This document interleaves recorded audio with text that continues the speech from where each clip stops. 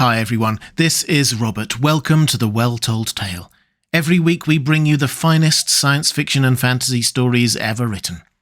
Today we return for part 2 of Black Colossus, a Conan story, by Robert E. Howard. Natohk, a mysterious, powerful sorcerer from the south, is leading his conquering army across the continent. Next in his sights is the small kingdom of Khoraja, ruled by the beautiful Princess Yasmela. After desperately seeking the guidance of her people's ancient god, she appoints Conan, a Cimmerian mercenary, to lead her people's army. But who is Natohk? What does he want? And how can a barbarian like Conan possibly defeat him? It's time to pull up a chair, relax, and enjoy part 2 of Black Colossus by Robert E. Howard. Chapter 3. In the early haze of dawn, the streets of Khoraja were thronged by crowds of people who watched the hosts riding from the southern gate. The army was on the move at last. There were the knights gleaming in richly wrought plate armour, coloured plumes waving above their burnished sallets. Their steeds, caparisoned with silk, lacquered leather and gold buckles, caracoled and curvetted as their riders put them through their paces. The early light struck glints from lance points that rose like a forest above the array, their pennons flowing in the breeze. Each knight wore a lady's token, a glove, scarf or rose bound to his helmet or fastened to his sword belt. They were the chivalry of Khoraja, 500 strong, led by Count Thespides, who, men said, aspired to the hand of Yasmela herself. They were followed by the light cavalry on rangy steeds. The riders were typical hillmen, lean and hawk-faced. Peaked steel caps were on their heads, and chain-mail glinted under their flowing caftans. Their main weapon was the terrible Shemitish bow, which could send a shaft 500 paces. There were 5,000 of these, and Shupras rode at their head, his lean face moody beneath his spired helmet. Close on their heels marched the Khoraja spearmen, always comparatively few in any Hyborian state, where men thought cavalry the only honourable branch of service. These, like the knights, were of ancient Gothic blood, sons of ruined families, broken men, penniless youths, who could not afford horses and plate armour, 500 of them. The mercenaries brought up the rear, 1,000 horsemen, 2,000 spearmen. The tall horses of the cavalry seemed hard and savage as their riders. They made no curvets or gambades. There was a grimly businesslike aspect to these professional killers, veterans of bloody campaigns. Clad from head to foot in chainmail, they wore their visorless headpieces over linked coifs. Their shields were unadorned, their long lances without guidons. At their saddlebows hung battle-axes or steel maces, and each man wore at his hip a long broadsword. The spearmen were armed in much the same manner, though they bore pikes instead of cavalry lances. They were men of many races and many crimes. There were tall Hyperboreans, gaunt, big-boned, of slow speech and violent natures, tawny-haired Gundermen from the hills of the northwest, swaggering Corinthian renegades, swarthy Zingarians with bristling black moustaches and fiery tempers, Aquilonians from the distant west, but all, except the Zingarians, were Hyborians. Behind all came a camel in rich housings, led by a knight on a great warhorse, and surrounded by a clump of picked fighters from the royal house troops. Its rider, under the silken canopy of the seat, was a slim, silk-clad figure, at the sight of which the populace, always mindful of royalty, threw up its leather caps and cheered wildly. Conan the Cimmerian, restless in his plate armour, stared at the bedecked camel with no great approval, and spoke to Amalric, who rode beside him, resplendent in chainmail threaded with gold, golden breastplate and helmet with flowing horsehair crest. "The princess would go with us. She's supple but too soft for this work. Anyway, she'll have to get out of these robes." Amalric twisted his yellow moustache to hide a grin. Evidently Conan supposed Yasmela intended to strap on a sword and take part in the actual fighting, as the barbarian women often fought. "The women of the Hyborians do not fight like your Sumerian women, Conan," he said. "Yasmela rides with us to watch the battle. Anyway," he shifted in his saddle and lowered his voice, "between you and me, I have an idea that the princess dares not remain behind. She fears something." "An uprising? Maybe we'd better hang a few citizens before we start." "No, one of her maids babbled about something that came into the palace by night and frightened Yasmela half out of her wits. It's some of Natohk's deviltry, I doubt not. Conan, it's more than flesh and blood we fight." "Well," grunted the Sumerian, "it's better to go meet an enemy than to wait for him." He glanced at the long line of wagons and camp followers, gathered the reins in his mailed hand, and spoke from habit the phrase of the marching mercenaries. "Hell or plunder! Comrades, march!" Behind the long train, the ponderous gates of Khoraja closed. Eager heads lined the battlements. The citizens well knew they were watching life or death go forth. If the host was overthrown, the future of Khoraja would be written in blood. In the hordes swarming up from the savage south, mercy was a quality unknown. All day the columns marched, through the grassy rolling meadowlands cut by small rivers, the terrain gradually beginning to slope upward. Ahead of them lay a range of low hills, sweeping in an unbroken rampart from east to west. They camped that night on the northern slopes of those hills, and hook-nosed, fiery-eyed men of the hill tribes came in scores to squat about the fires and repeat news that had come up out of the mysterious desert. Through their tales ran the name of Natohk like a crawling serpent. At his bidding, the demons of the air brought thunder and wind and fog. The fiends of the underworld shook the earth with awful roaring. He brought fire out of the air and consumed the gates of walled cities, and burnt armoured men to bits of charred bone. His warriors covered the desert with their numbers, and he had 5,000 Stygian troops in war chariots under the rebel prince Kutamon. Conan listened unperturbed. War was his trade. Life was a continual battle, or series of battles since his birth. Death had been a constant companion. It stalked horrifically at his side, stood at his shoulder beside the gaming tables, its bony fingers rattling the wine cups.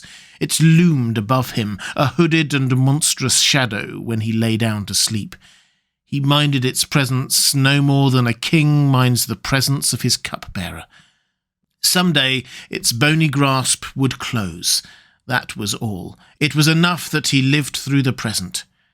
However, others were less careless of fear than he.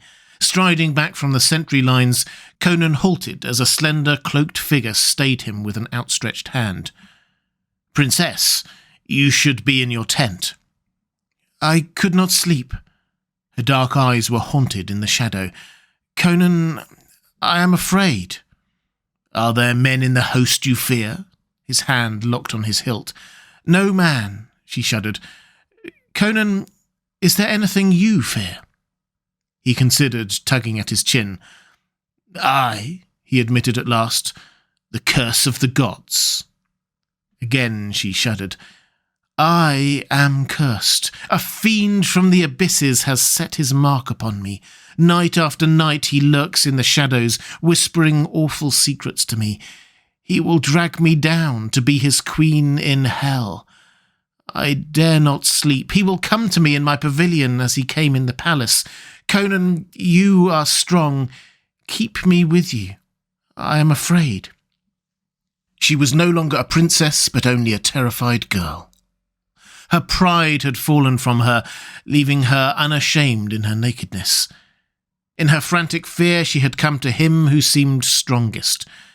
The ruthless power that had repelled her drew her now. For answer, he drew off his scarlet cloak and wrapped it about her roughly, as if tenderness of any kind were impossible for him.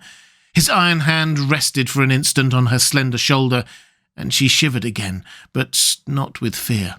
Like an electric shock, a surge of animal vitality swept over her at his mere touch, as if some of his superabundant strength had been imparted to her. "Lie here." He indicated a clean-swept space close to a small, flickering fire.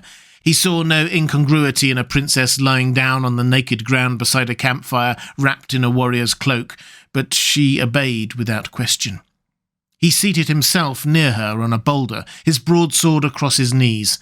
With the firelight glinting from his blue steel armour, he seemed like an image of steel, dynamic power for the moment quiescent, not resting, but motionless for the instant, awaiting the signal to plunge again into terrific action. The firelight played on his features, making them seem as if carved out of substance shadowy yet hard as steel. They were immobile, but his eyes smouldered with a fierce life. He was not merely a wild man. He was part of the wild, one with the untamable elements of life. In his veins ran the blood of the wolf pack. In his brain lurked the brooding depths of the northern night. His heart throbbed with the fire of blazing forests. So, half meditating, half dreaming, Yasmela dropped off to sleep, wrapped in a sense of delicious security. Somehow, she knew that no flame-eyed shadow would bend over her in the darkness with this grim figure from the outlands standing guard above her. Yet once again she wakened, to shudder in cosmic fear, though not because of anything she saw. It was a low mutter of voices that roused her. Opening her eyes, she saw that the fire was burning low. A feeling of dawn was in the air. She could dimly see that Conan still sat on the boulder. She glimpsed the long blue glimmer of his blade. Close beside him crouched another figure, on which the dying fire cast a faint glow. Yasmela drowsily made out a hooked beak of a nose, a glittering bead of an eye under a white turban. The man was speaking rapidly, in a Shemite dialect she found hard to understand. "Let Bel wither my arm, I speak truth. By Derketo, Conan, I am a prince of liars, but I do not lie with an old comrade. I swear by the days when we were thieves together in the land of Maura, before you donned hauberk. I saw Natohk. With the others, I knelt before him when he made incantations to set, but I did not thrust my nose in the sand as the rest did. I am a thief of Shamir, and my sight is keener than a weasel's. I squinted up and saw his veil blowing in the wind. It blew aside, and I saw, Bel aid me. Conan, I say, I saw. My blood froze in my veins, and my hair stood up. What I had seen burned my soul like a red-hot iron. I could not rest until I had made sure.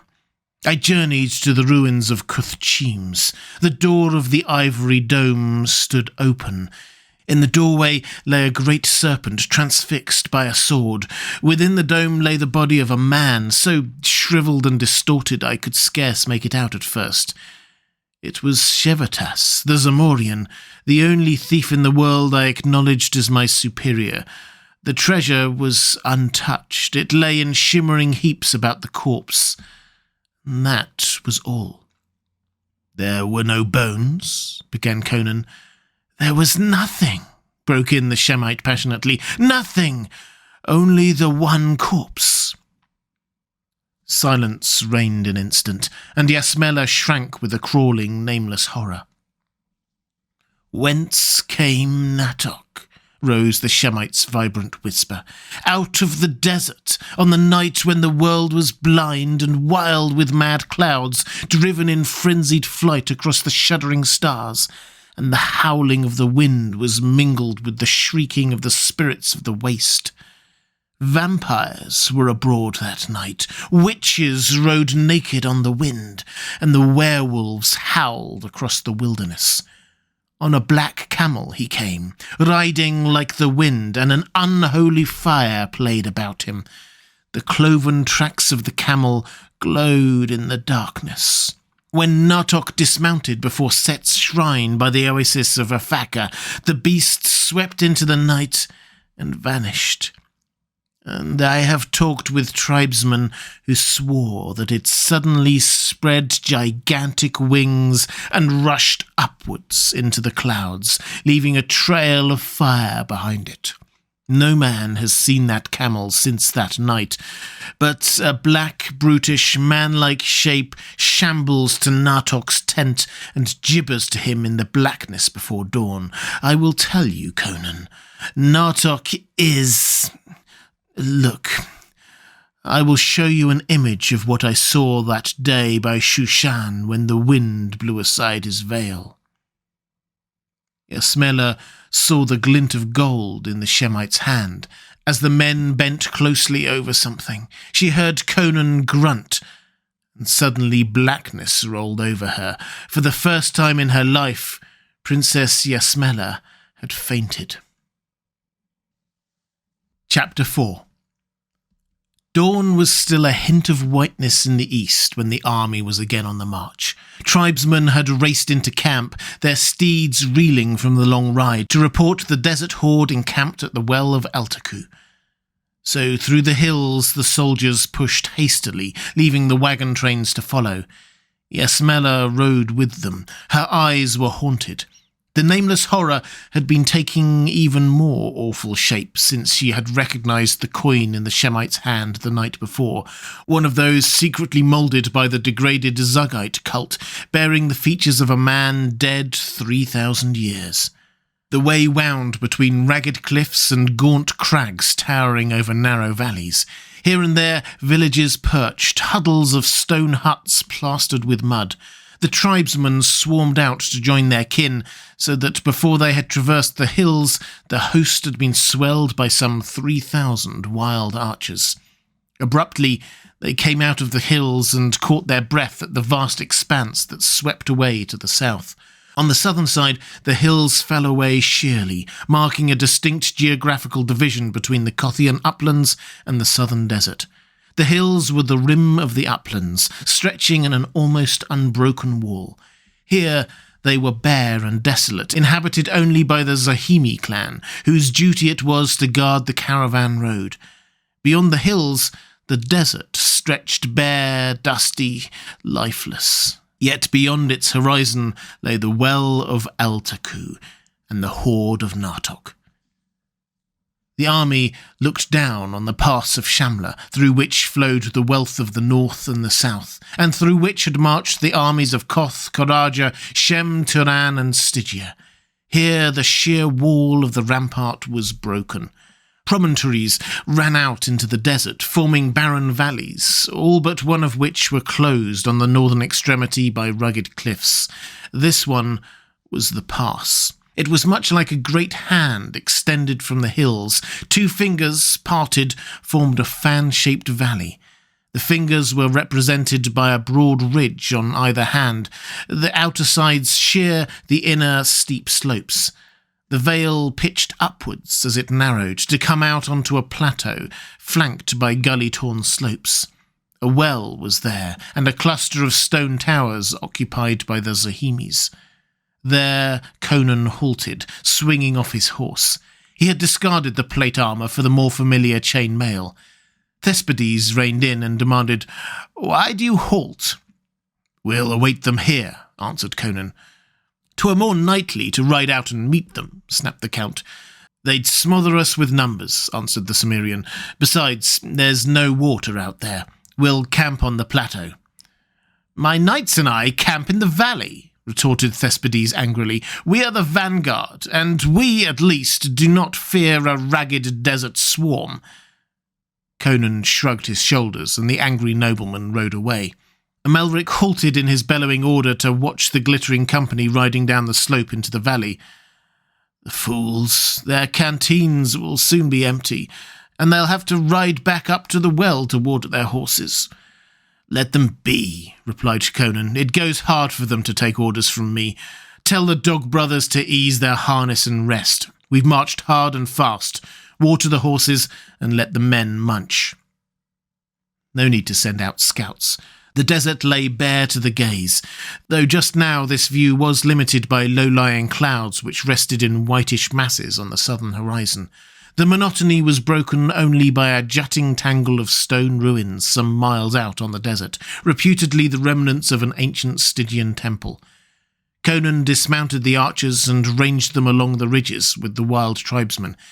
He stationed the mercenaries and the Khoraja spearmen on the plateau about the well. Further back, in the angle where the hill road debouched on the plateau, was pitched Yasmela's pavilion.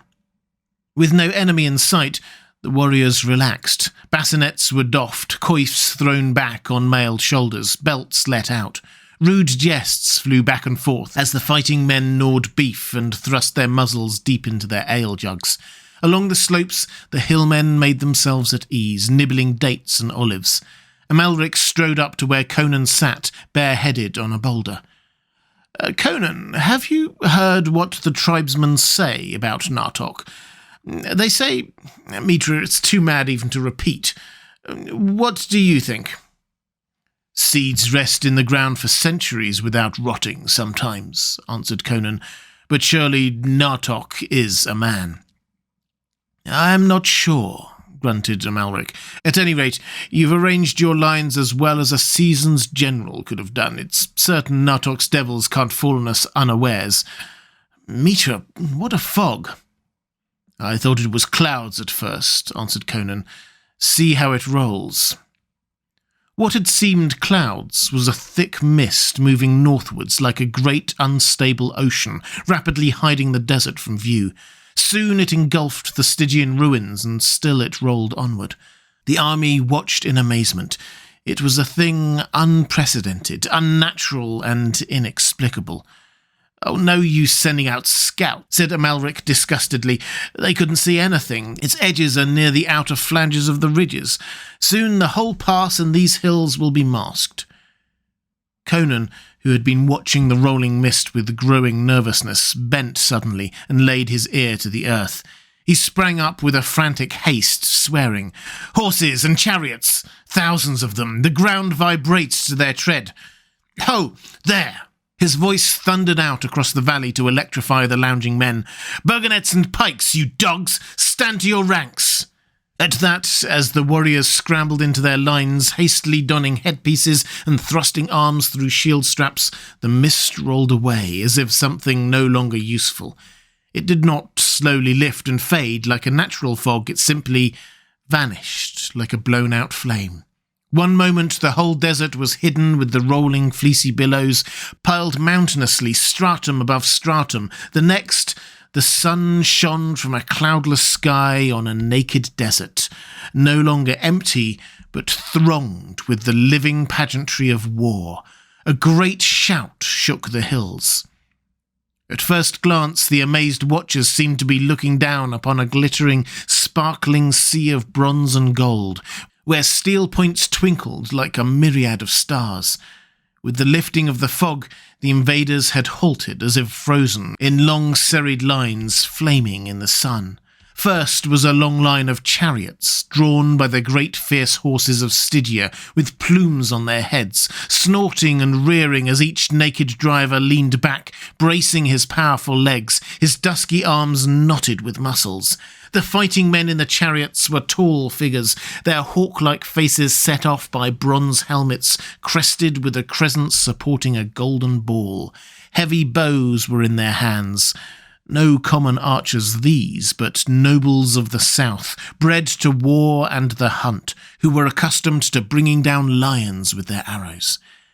Behind these came a motley array of wild men on half-wild horses, the warriors of Kush, the first of the great black kingdoms of the grasslands south of Stygia.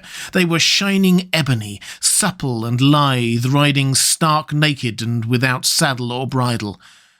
After these rolled a horde that seemed to encompass all the desert. Thousands on thousands of the warlike sons of Shem, ranks of horsemen in scale mail corselets and cylindrical helmets, the Ashuri of Nippur, Shumir and Uruk and their sister cities, wild white-robed hordes, the nomad clans. Now the ranks began to mill and eddy. The chariots drew off to one side while the main host came uncertainly onward. Down in the valley, the knights had mounted, and now Count Thespides galloped up the slope to where Conan stood. He did not deign to dismount, but spoke abruptly from the saddle. The lifting of the mist has confused them. Now is the time to charge. The Kushites have no bows, and they mask the whole advance. A charge of my knights will crush them back into the ranks of the Shemites, disrupting their formation. Follow me, we will win this battle with one stroke. Conan shook his head. Were we fighting a natural foe, I would agree, but this confusion is more feigned than real, as if to draw us into a charge. I fear a trap. Then you refuse to move? Cried Thespades, his face dark with passion. Be reasonable, expostulated Conan. We have the advantage of position. With a furious oath, Thespades wheeled and galloped back down the valley where his knights waited impatiently. Amalric shook his head. You should not have let him return, Conan. Look there.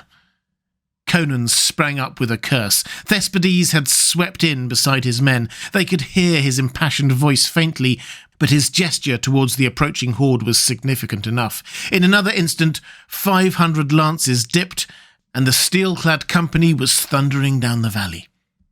A young page came running from Yasmela's pavilion, crying to Conan in a shrill, eager voice, My lord, the princess asks why you do not follow and support Count Thespades. Because I am not so great a fool as he, grunted Conan, reseating himself on the boulder and beginning to gnaw a huge beef bone. You grow sober with authority, quoth Amalric.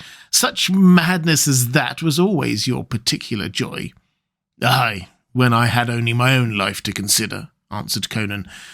Now, what in hell? The horde had halted. From the extreme wing rushed a chariot, the naked charioteer lashing the steeds like a madman. The other occupant was a tall figure whose robe floated spectrally on the wind. He held in his arms a great vessel of gold, and from it poured a thin stream that sparkled in the sunlight. Across the whole front of his desert horde the chariot swept, and behind its thundering wheels was left, like the wake behind a ship, a long, thin, powdery line that glittered in the sands like the phosphorescent track of a serpent.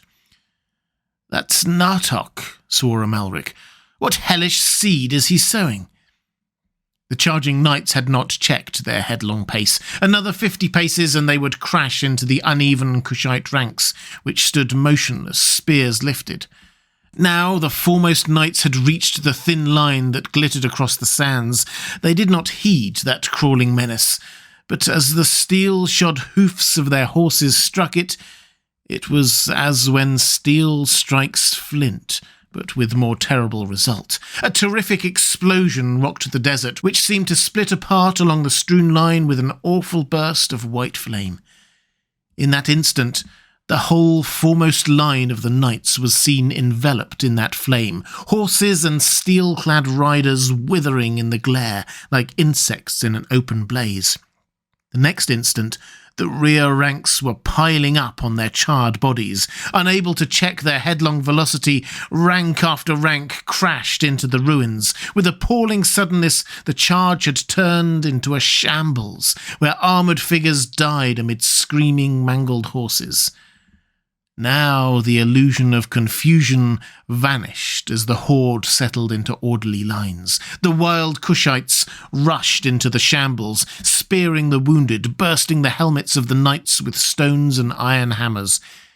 It was all over so quickly that the watchers on the slopes stood dazed, and again the horde moved forward, splitting to avoid the charred waste of corpses. From the hills went up a cry, "We do not fight men, but devils." On either ridge the hillmen wavered. One rushed towards the plateau, froth dripping from his beard. "Flee! Flee!" he slobbered. "Who can fight Natohk's magic?" The snarl, Conan bounded from his boulder and smote him with the beef bone. He dropped, blood starting from nose and mouth. Conan drew his sword, his eyes slits of blue balefire. "Back to your posts," he yelled. "Let another take a backward step and I'll shear off his head. Fight, damn you!" The rout halted as quickly as it had begun. Conan's fierce personality was like a dash of ice water in their whirling blaze of terror. "Take your places," he directed quickly, "and stand to it. Neither man nor devil comes up Shamla Pass this day." Where the plateau rim broke to the valley slope, the mercenaries braced their belts and gripped their spears. Behind them, the lancers sat their steeds, and to one side were stationed the Khoraja spearmen as reserves. To Yasmela, standing white and speechless at the door of her tent, the host seemed a pitiful handful in comparison to the thronging desert horde. Conan stood among the spearmen. He knew the invaders would not try to drive a chariot charge up the pass in the teeth of the archers, but he grunted with surprise to see the riders dismounting. These wild men had no supply trains. Canteens and pouches hung at their saddle peaks. Now they drank the last of their water and threw the canteens away. "This is the death grip," he muttered as the lines formed on foot. "I'd rather have had a cavalry charge, wounded horses bolt and ruin formations." The horde had formed into a huge wedge, of which the tip was the Stygians and the body the mailed Ashuri, flanked by the nomads. In close formation, the shields lifted. They rolled onward, while behind them a tall figure in a motionless chariot lifted wide-robed arms in grisly invocation. As the horde entered the wide valley mouth, the hillmen loosed their shafts. In spite of the protective formation, men dropped by dozens. The Stygians had discarded their bows, helmeted heads bent to the blast, dark eyes glaring over the rims of their shields. They came on in an inexorable surge, striding over their former comrades. But the Shemites gave back the fire, and the clouds of arrows darkened the skies. Conan gazed over the billowing wave of spears and wondered what new horror the sorcerer would invoke. Somehow he felt that Natohk, like all his kind, was more terrible in defence than in attack. To take the offensive against him invited disaster. But surely it was magic that drove the horde on in the teeth of death. Conan caught his breath at the havoc wrought in the on-sweeping ranks. The edges of the wedge seemed to be melting away, and already the valley was strewn with dead men. Yet the survivors came on, like madmen, unaware of death. By the very numbers of their bows, they began to swamp the archers on the cliffs. Clouds of shafts sped upward, driving the hillmen to cover. Panic struck at their hearts at that unwavering advance, and they plied their bows madly, eyes glaring like trapped wolves. As the horde neared the narrower neck of the pass, boulders thundered down, crushing men by the scores. But the charge did not waver. Conan's wolves braced themselves for the inevitable concussion. In their close formation and superior armour, they took little hurt from the arrows. It was the impact of the charge Conan feared, when the huge wedge should crash against his thin ranks. And he realised now there was no breaking of that onslaught. He gripped the shoulder of a Zahimi who stood near him. "Is there any way by which mounted men can get down into the blind valley beyond that western ridge?" "Aye, a steep, perilous path, secret and eternally guarded, but—" Conan was dragging him along to where Amalric sat his great warhorse. "Amalric," he snapped, "follow this man. He'll lead you into yon outer valley. Ride down it, circle the end of the ridge and strike the horde from the rear. Speak not, but go. I know it's madness, but we're doomed anyway. We'll do all the damage we can before we die. Haste." Amalric's moustache bristled in a fierce grin, and a few moments later his lancers were followed by the guide into a tangle of gorges leading off from the plateau. Conan ran back to the pikemen, sword in hand. He was not too soon. On either ridge, Shupras's hillmen, mad with anticipation of defeat, rained down their shafts desperately. Men died like flies in the valley and along the slopes, and with a roar and an irresistible upward surge, the Stygians crashed against the mercenaries. In a hurricane of thundering steel, the lines twisted and swayed. It was war-bred noble against professional soldier. Shields crashed against shields, and between them spears drove in and blood spurted. Conan saw the mighty form of Prince Kutuman across the sea of swords, but the press held him hard, breast to breast with dark shapes that gasped and slashed. Behind the Stygians, the Ashuri were surging and yelling. On either hand, the nomads climbed the cliff and came to hand-grips with their mountain kin. All along the crests of the ridges, the combat raged in blind, gasping ferocity, tooth and nail, frothing mad with fanaticism and ancient feuds. The tribesmen rent and slew and died. Wild hair flying, the naked Kushites ran howling into the fray. It seemed to Conan that his sweat-blinded eyes looked down into a rising ocean of steel that seethed and eddied, filling the valley from ridge to ridge. The fight was at a bloody deadlock. The hillmen held the ridges, and the mercenaries, gripping their dipping pikes, bracing their feet in the bloody earth, held the pass. Superior position and armour for a space balanced the advantage of overwhelming numbers, but it could not endure. Wave after wave of glaring faces and flashing spears surged up the slope, the Ashuri filling the gaps in the Stygian ranks. Conan looked to see Amalric's lancers rounding the western ridge, but they did not come, and the pikemen began to reel back under the shocks, and Conan abandoned all hope of victory and of life. Yelling a command to his gasping captains, he broke away and raced across the plateau to the Khoraja reserves who stood trembling with eagerness. He did not glance towards Yasmela's pavilion. He had forgotten the princess. His one thought was the wild beast instinct to slay before he died. "This day you become knights," he laughed fiercely, pointing with his dripping sword towards the hillmen's horses herded nearby. "Mount and follow me to hell." The hill steeds reared wildly under the unfamiliar clash of the Gothic armour, and Conan's gusty laugh rose above the din as he led them to where the eastern ridge branched away from the plateau. 500 footmen, pauper patricians, younger sons, black sheaf, on half-wild Shamite horses, charging an enemy down a slope where no cavalry had ever dared charge before.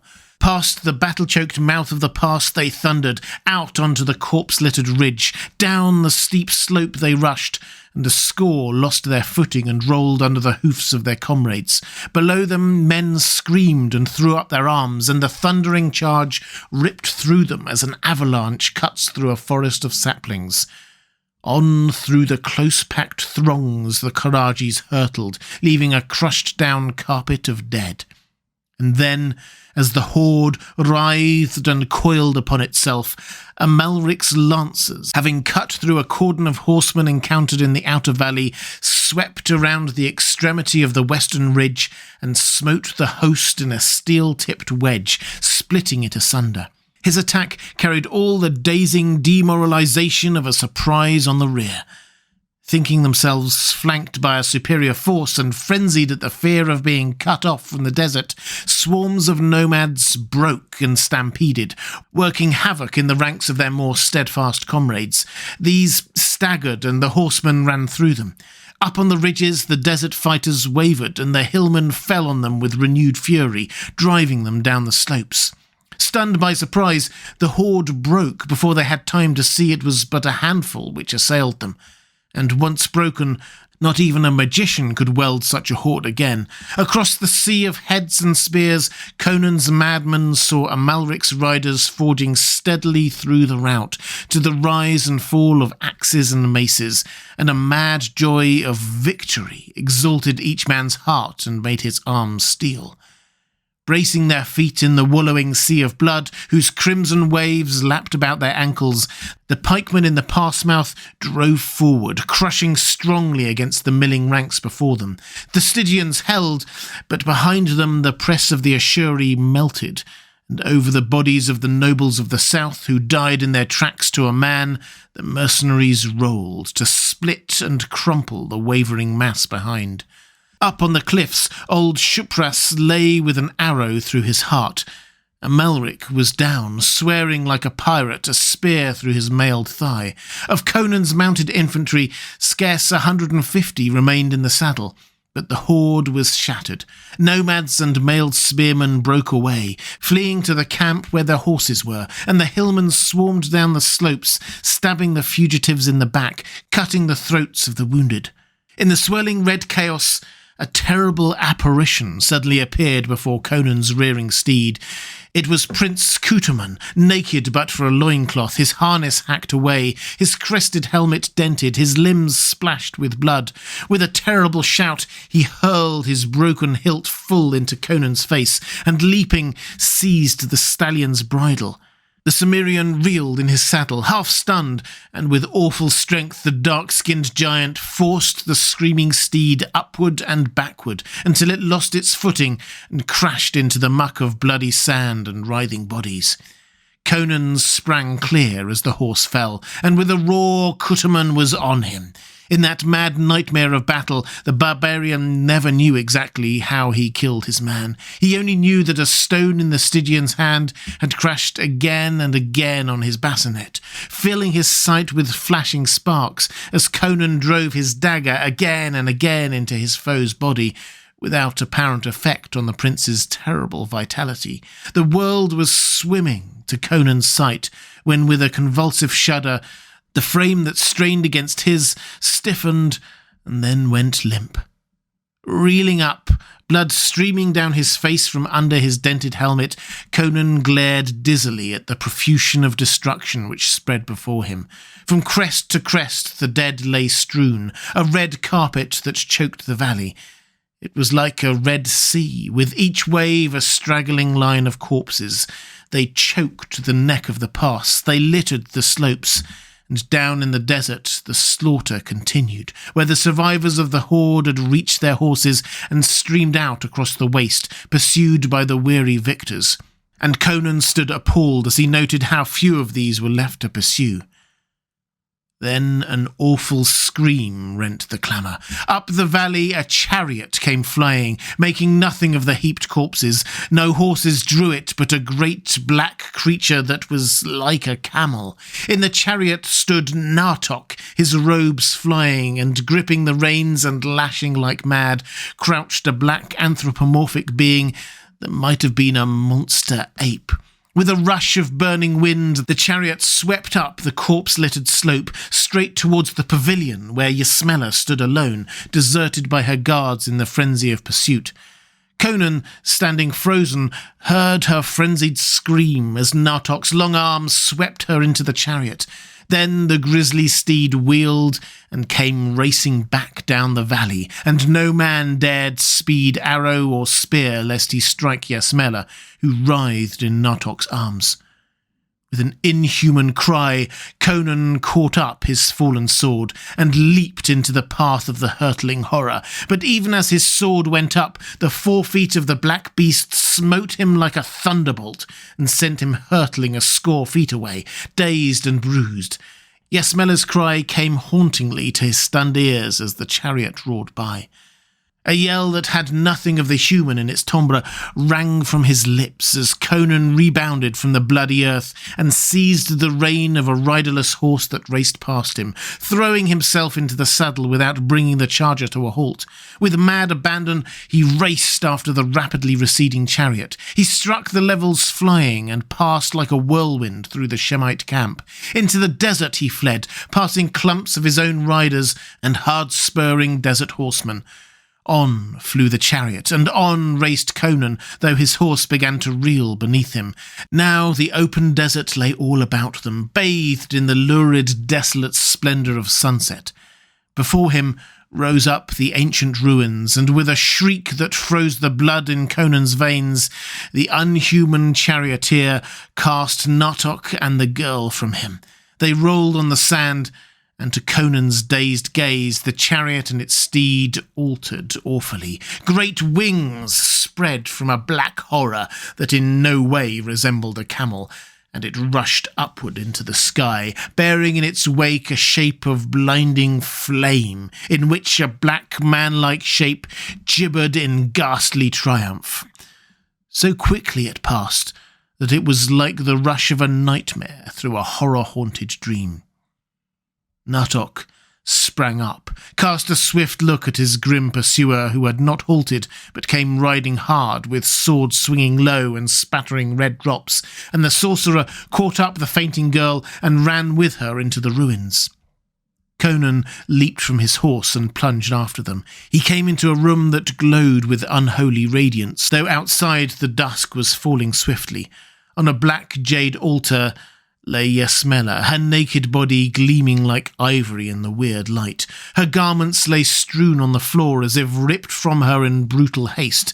Natohk faced the Cimmerian, inhumanly tall and lean, clad in shimmering green silk. He tossed back his veil, and Conan looked into the features he had seen depicted on the Zugite coin. "I blench, Doc." The voice was like the hiss of a giant serpent. "I am Khoraja. Long I lay in my tomb, awaiting the day of awakening and release. The arts which saved me from the barbarians long ago likewise imprisoned me. But I knew one would come in time, and he came, to fulfill his destiny, and to die as no man has died in 3,000 years. Fool! Do you think you have conquered because my people are scattered? Because I have been betrayed and deserted by the demon I enslaved? I am Khoraja, who shall rule the world despite your paltry gods. The desert is filled with my people. The demons of the earth shall do my bidding, as the reptiles of the earth obey me. Lust for a woman weakened my sorcery. Now the woman is mine, and feasting on her soul I shall be unconquerable. Back, fool! You have not conquered Khoraja." He cast his staff, and it fell at the feet of Conan, who recoiled in an involuntary cry. For as it fell, it altered horribly. Its outline melted and writhed, and a hooded cobra reared up, hissing before the horrified Cimmerian. With a furious oath, Conan struck, and his sword sheared the horrid shape in half, and there at his feet lay only the two pieces of a severed ebon staff. Khoraja laughed awfully, and wheeling, caught up something that crawled loathsomely in the dust of the floor. In his extended hand, something alive writhed and slavered. No tricks of shadows this time. In his naked hand, Khoraja gripped a black scorpion, more than a foot in length, the deadliest creature of the desert, the stroke of whose spiked tail was instant death. Khoraja's skull-like countenance split in a mummy-like grin. Conan hesitated, then without warning he threw his sword. Caught off guard, Khoraja had no time to avoid the cast. The point struck beneath his heart and stood out a foot beneath his shoulders. He went down, crushing the poisonous monster in his grasp as he fell. Conan strode to the altar, lifting Yasmela in his blood-stained arms. She threw her white arms convulsively about his mailed neck, sobbing hysterically, and would not let him go. "Crumbs, devil's girl," he grunted. "Loose me! 50,000 men have perished today, and there is work for me to do." "No," she gasped, clinging with convulsive strength, as barbaric for the instant as he in her fear and passion. "I will not let you go. I am yours by fire and steel and blood. You are mine. Back there, I belong to others. Here, I am mine and yours. You shall not go." He hesitated, his own brain reeling with the fierce upsurging of his violent passions. The lurid, unearthly glow still hovered in the shadowy chamber, lighting ghostily the dead face of Khoraja, which seemed to grin mirthlessly and cavernously at them. Out on the desert, in the hills among the oceans of dead, men were dying, were howling with wounds and thirst and madness, and kingdoms were staggering. Then all was swept away by the crimson tide that rose madly in Conan's soul as he crushed fiercely in his iron arms the slim white body that shimmered like a witchfire of madness before him.